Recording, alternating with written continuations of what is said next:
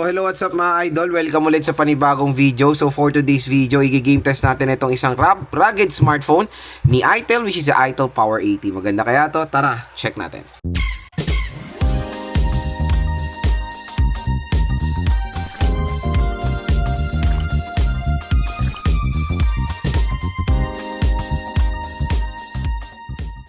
For today's video, ayan, i-game test natin itong isang rugged smartphone ni Itel, which is the Itel Power 80. So, itong smartphone na to is grabe, napakalupit ng battery at kumbaga, water resistant pa to, pwede to malublob sa tubig. Pero, ang tanong, pwede rin ba to panlaro? Since ang processor nito is reasonable for a budget smartphone na Unisoc T7250. So, yung RAM nito is 4GB of RAM and 128GB of internal storage, which is, yan na talaga yung nagiging acceptable na RAM at ROM ngayong 2026 sa ganitong price range. So, ito, usually ang presyo nito 7,000 to 8,000 pesos. Kaya kung gusto niyo siya makuha ng ganyang presyo, dito lang kayo bibili sa ating link. Tap mo yung video, may shopping button dito. Mura at bagsak presyo lang mo ko itong Itel Power 80. So, ito ating i-game test. Honor of Kings, Genshin, ML, at COD. So, first na lalaruin natin is Mobile Legends. So, set natin yung settings niya. Map quality ultra. Ayan, effects quality high. Resolution HD, naka-on ng outline at shadow. Today's forecast, cloudy. Take this.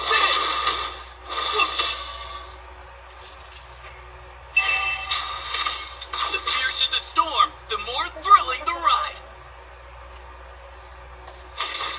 First blood. Ever get beat up by a cloud? Take this. The tribe elder once said, "The only potion is ally has been slain." Take this. You have slain an enemy. The winds are on my side.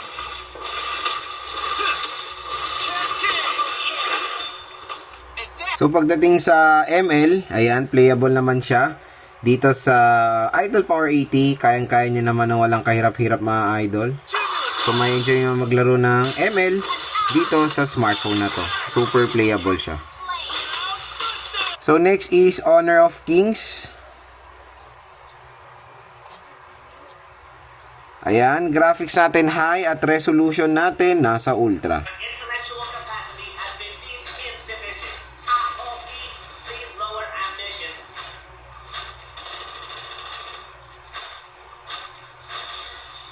An enemy has been slain. Head into the jungle to farm some extra resources while waiting for the next minion wave. Slain an enemy.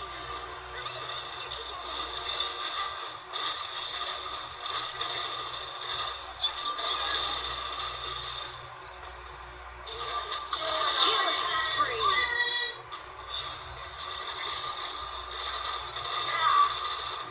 Attack the mark. Took out their outer tower. Double kill. Triple kill. Ultimate not ready yet. So, pagdating sa Honor of Kings, ayan, okay din ang performance dyan ni Itel Power 80. Playable naman siya mga idol dito sa larong to. So, next is COD. So, set natin yung settings niya. Ayan. Graphics niya, pinamataas is medium. Ang frame rate natin, pinamataas is max.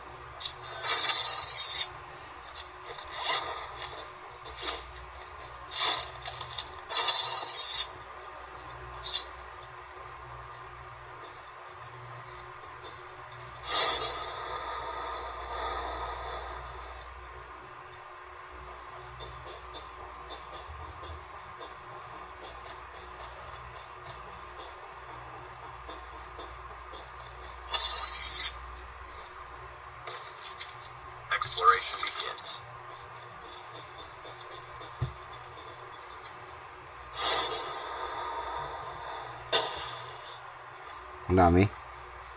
Pagdating sa COD, playable naman siya dito sa ITEL Power 80. Okay naman performance.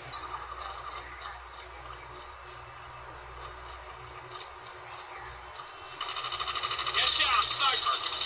Sniper eliminated! Contact with enemy! Reloading! Cover me! Target down!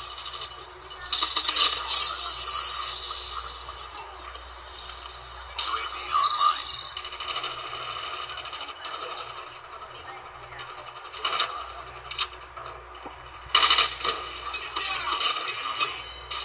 Reloading!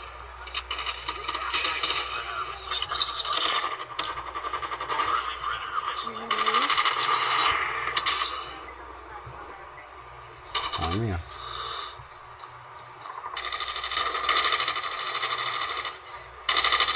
Enemy shot cast! So, pagdating sa COD multiplayer, playable na playable din dito yan sa COD multiplayer. So next na lalaroin natin is Genshin Impact. So nasa ano kasi tayo ngayon tutorial, ay nasa first game tayo. Ayan, so ano na lang natin siya sa ganitong settings. Naka-default to eh.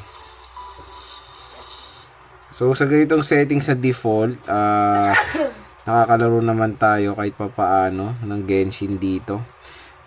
Pero ang bilis na maging warm ha. Medyo naging warm na dito sa bandang joystick. So far playable naman siya mga idol. Pero meron tayong mga yan, may mga frame drops tayo na na-experience din from time to time. Ayan, no? Grabe oh. Oh. Kaya talagang maliit talaga ang 4GB of RAM when playing sa mga heavy games. And Unisoc T7250, na-impress talaga ako sa processor na to kasi budget meal siya. Pero nakakaya niya naman, 'di ba? Ayan no. Kasi usually mga ibang processor na medyo basura yung GPU, ang sakit sa ulo ng mga performance zone kahit sa Genshin tumatalon na. Pero dito, ayan, nakakagalaw naman tayo kahit paano sa Genshin. Pero always manage your expectation when playing. May mga frame drops to from time to time. Ayan no, ang lala oh. 'Di ba? Lalo na pag uminit na to. Doon na kayo makaka-experience sa mga sobrang lalang frame drop. And mga idol, yung game test natin dito sa ITEL Power 80. So, sa kanyang performance, so far so good naman yung performance sa mga tinest natin games like yung ML, COD, Genshin, Honor of Kings. Sa Genshin, nakakalaro naman tayo pero hindi ko siya mare-recommend talaga for long run na Genshin Impact kasi mababa talaga RAM nito, 4GB of RAM. Tinest lang natin kung na-handle niya. Playable naman siya pero may mga frame drops sa'yo from time to time kasi ulitin ko, ang recommended na RAM talaga for playing heavy games na ganito mga ka-intense like Genshin, 8GB of RAM at least or pwede na 6GB of RAM. Pero sa 4GB of RAM, pwede tayo dito. Ayan, Honor of Kings, COD. Pwede mga MOBA games kumbaga. So, nakakatuwa battery. Napakakunat ng battery. Ang tagal nito, malobat. Kaya okay na okay rin naman ang performance ng Unisoc T7250 processor mga idol.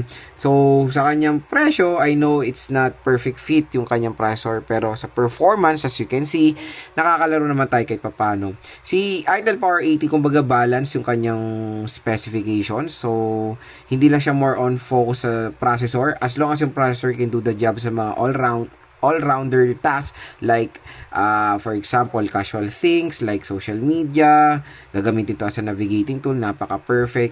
As long as yung processor hindi siya mabagal mag-open ng application, hindi siya sluggish, okay na yan for me for this kind of price point. So at least dito nakita natin yung Power 80, nakaka-handle naman siya ng mga pretty much na mga modern games today.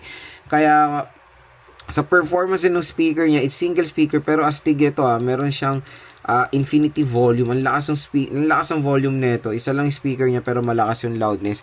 Kaya kung i-rate ko yung performance nito, 1 loss 10 ang highest score ko dito mga idol, nasa 7.8. So okay na okay naman siya. Ang pinakamakunat dito talaga, battery. Kaya kung interested kayo sa ITEL Power 80, tap mo yung video, may shopping button dito, mura at bagsak presyo lang tumukuha itong device na to. Dahil dyan sa ating link, may exclusive ka kayong discount voucher na naghihintay na up to 1 to 2,000.